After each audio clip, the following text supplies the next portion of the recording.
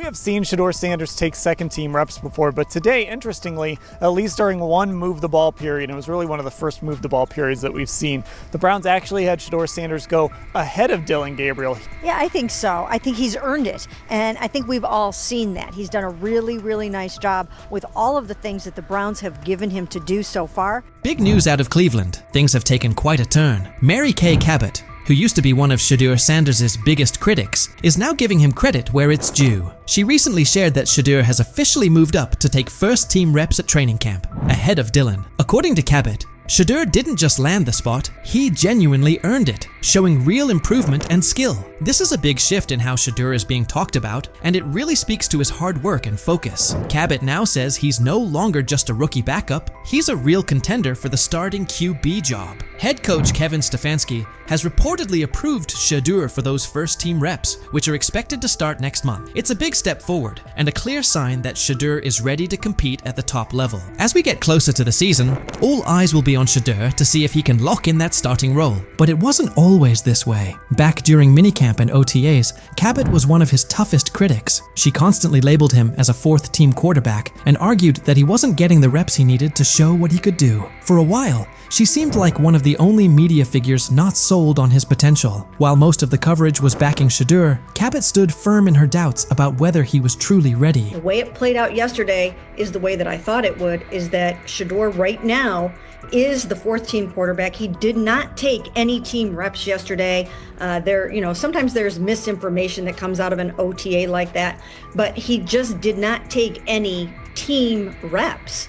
And not just that he wasn't the second guy or the first guy, he didn't take any 11-on-11s yesterday. At one point, Mary Kay Cabot even claimed that Cleveland wasn't setting up Shedeur Sanders to compete for the starting role. In her view, Shedeur wasn't in line to start any preseason games, at least not yet. While he was holding it down with the fourth-team offense, Cabot highlighted that he wasn't being prepped the same way as Dillon Gabriel or the more experienced Kenny Pickett. According to her, the coaching staff hadn't given Shedeur the go-ahead to practice with the first-team unit, leaving a lot of people wondering what his actual role on the team would be. At that stage, it was obvious Shedeur still had a lot to prove. When Cabot was pushing the idea that Shedeur was stuck as the fourth-string QB, plenty of people pushed back, and Kimberly A wasn't having it. When she was asked whether Shedeur had been buried on the depth chart, she didn't hesitate. Kimberly shut the notion down completely. She said flat out that there was no way you could seriously put him in that spot. Anyone who thought Shedeur was being overlooked, she said, was just getting it wrong. According to Kimberly, it wasn't just unlikely, it was straight up inaccurate to say he wasn't being noticed. His skill,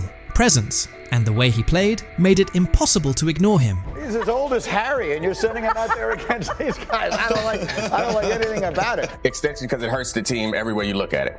And then finally, Kmart. If I said Cleveland, are they making a mistake burying Shedeur Sanders on their depth chart?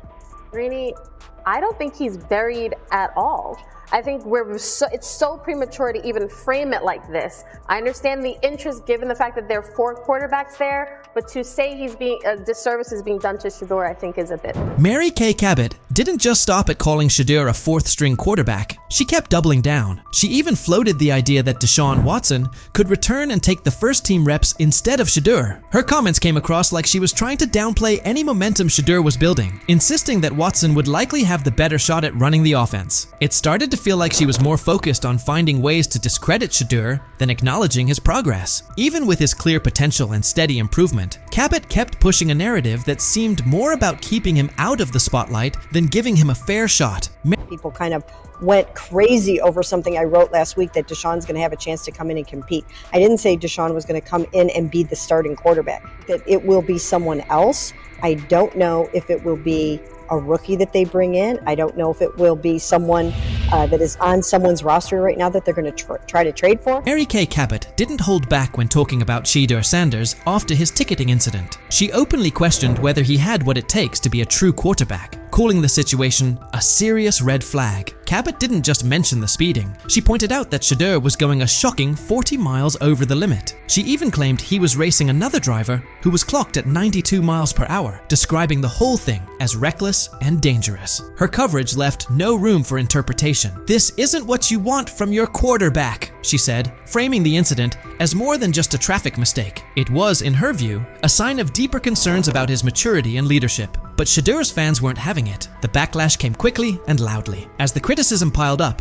Cabot eventually shut off her comments, clearly seeing that the narrative she'd been pushing was falling apart. She started to realize that sticking to her stance would only hurt her credibility, especially with Shedeur continuing to prove himself. Recognizing that it's okay to change course when the facts do, Cabot finally gave Shedeur his due. She acknowledged his obvious talent and the progress he's made, fully backing him now as a key part of the Browns' quarterback picture. After everything, she had to face the reality. Shedeur Sanders was the real deal. She admitted he had pulled ahead of Dillon Gabriel on the depth chart and was now getting first-team reps. The work Shedeur had put in, the strides he made, and the undeniable skill he showed on the field couldn't be ignored anymore. Cabot came to terms with what had become crystal clear. Shedeur was a serious contender for the starting quarterback job. His moment had arrived. Seen Shedeur Sanders take second-team reps before, but today, interestingly, at least during one move-the-ball period, it was really one of the first move-the-ball periods that we've seen, the Browns actually had Shedeur Sanders go ahead of Dillon Gabriel. Yeah, I think so. I think he's earned it, and I think we've all seen that. He's done a really, really nice job with all of the things that the Browns have given him. Mary Kay Cabot even went so far as to say that Shedeur Sanders had left a strong impression every time he spoke to the media. She pointed out how his poise and maturity during interviews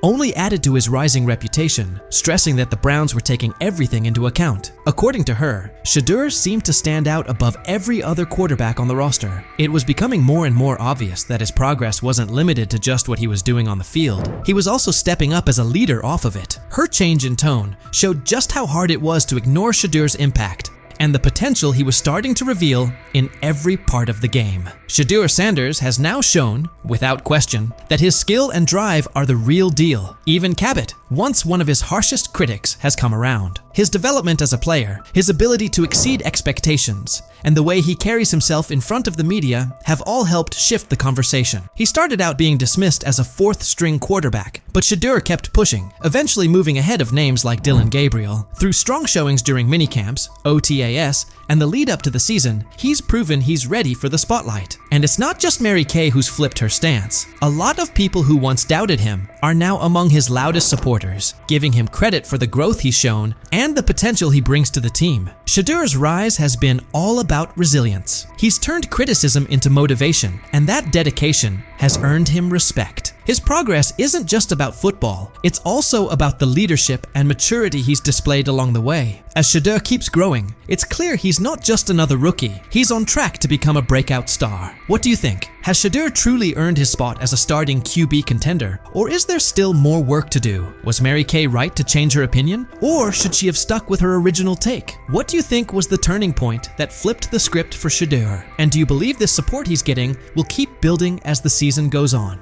An opportunity now in Cleveland with a quarterback situation that, honestly, he can come out of and win the job. I think he'll do well. I really do. I think the kid works really hard. I think he loves the game of ball. And when it comes down to it, if you have a guy like that loves the game, obviously growing up around it his whole life, I think he'll be successful. He has a tremendous luxury to change plays at the line of scrimmage and what he sees. But you got to take into account that this kid has started every game in his high school career. This kid has started every game in his college career but one. He's seen a lot of football. So it's not too many complex defenses that you could throw at him that he hadn't seen. He's seen all of them. What happened behind the scenes in Miami last week left NFL scouts, general managers, and team owners completely shocked. Shedeur Sanders put on a performance that was so sharp, so precise, that even the most experienced talent evaluators, people who've been doing this for decades, are now second-guessing everything they thought they knew about quarterback play. The buzz started quietly on Tuesday. By Friday, it was all anyone in football circles could talk about. And now it makes total sense why Deion Sanders has been so confident about his son's NFL future. What you're about to hear could seriously shift the way you see the 2025 NFL Draft. But before getting into the details of that private session, take a second to think about this. How many times have we seen quarterbacks hyped up only to fall apart under real pressure? How often do college stars shine in the NCAA but fold when they step into the NFL's high-stakes environment? The league's history is full of QBs who looked unstoppable in college but couldn't cut it at the next level. That's exactly why what Shedeur did last week is so unbelievable. This wasn't a flashy highlight reel against weak college defenses. It wasn't a carefully edited clip designed to go viral. This was a real, high-stakes NFL-style workout, with all the pressure you can imagine. Here's what we know. About 3 weeks ago, word started to get around that Shedeur had scheduled a private workout in Miami. But this wasn't just any workout. It took place at a top-tier training facility, the kind of place where legends like Tom Brady and Aaron Rodgers go during the offseason to sharpen their skills. It's a spot known for its privacy and intensity, far away from media noise. But here's where things got really serious. Shedeur didn't just bring in a few position coaches or local scouts.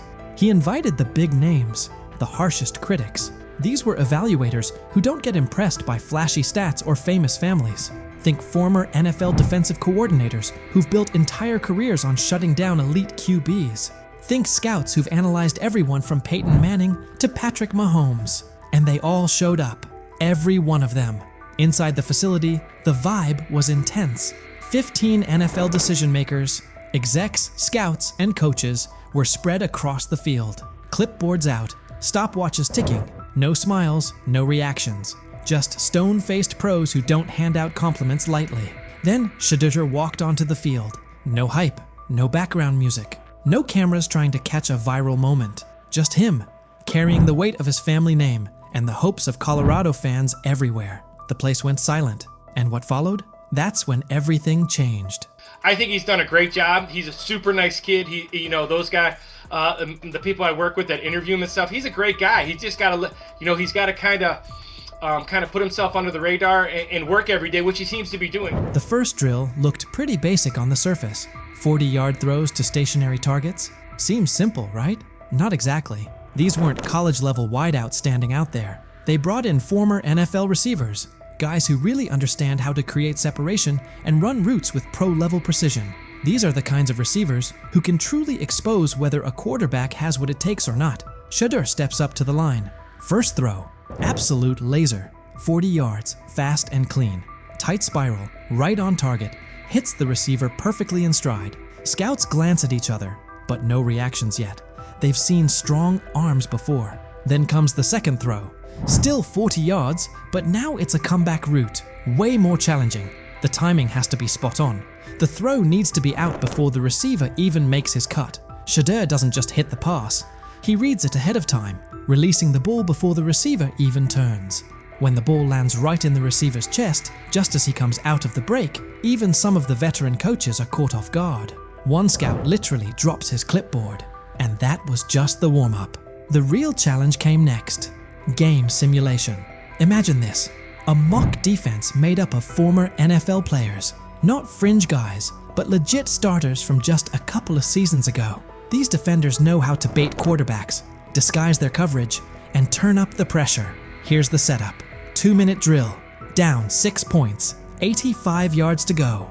No timeouts. It's the kind of pressure that usually breaks college quarterbacks and separates the real ones from the hype. Shadur lines up under center.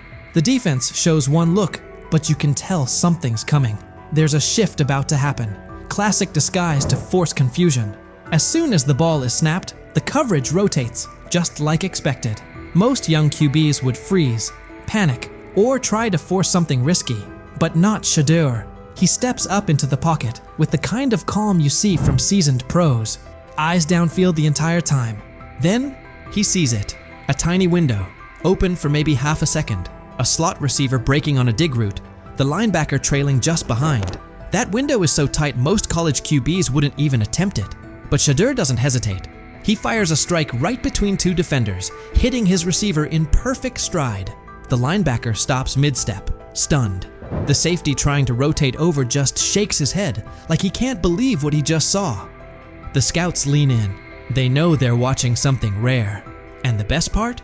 This was only the beginning. Incredibly accurate. Yes. He really understands not only offensive football, but he understands what you're doing as a defense, so he'll pick you apart that way. He processes quickly. Like, all those things to me are big-time attributes. And I just remember last year at this time, Bo Nix falling. People saying, hey, Bo Nix is going to be a second-rounder, and Bo Nix is not. By the way, that guy was one of the best. But now they can't have him.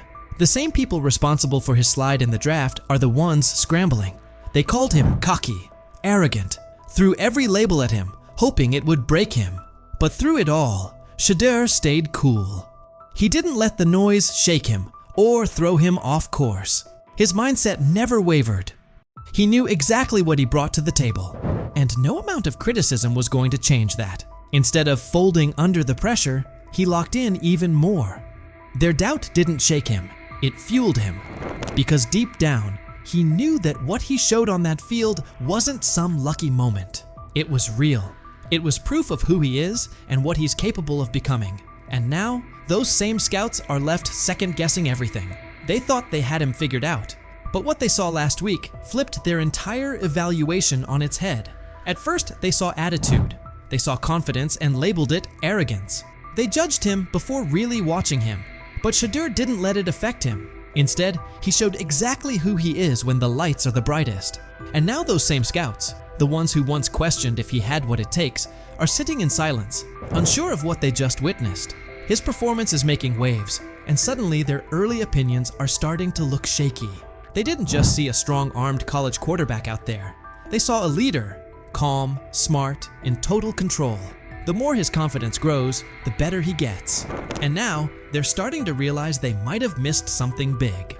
What they once brushed off as ego now looks more like confidence that can't be rattled. And his ability to shine under pressure is forcing a lot of people to rethink how they evaluate talent. Every day that passes, the question gets louder. How long can they keep ignoring the guy they once dismissed? Have we ever seen a quarterback flip the narrative like Shedeur Sanders just did? How often do players get counted out because of assumptions or snap judgments? How many times is confidence mistaken for arrogance? And how much potential gets overlooked because of it? Maybe this is that turning point. Maybe those very traits we criticize in young players are actually the ones that turn them into something great. What if Shedeur is exactly the kind of quarterback the league's been missing? What if we're watching the start of something special? So what do you think? Could Shedeur Sanders be the real deal? And what kind of impact will his rise have on the 2025 NFL Draft?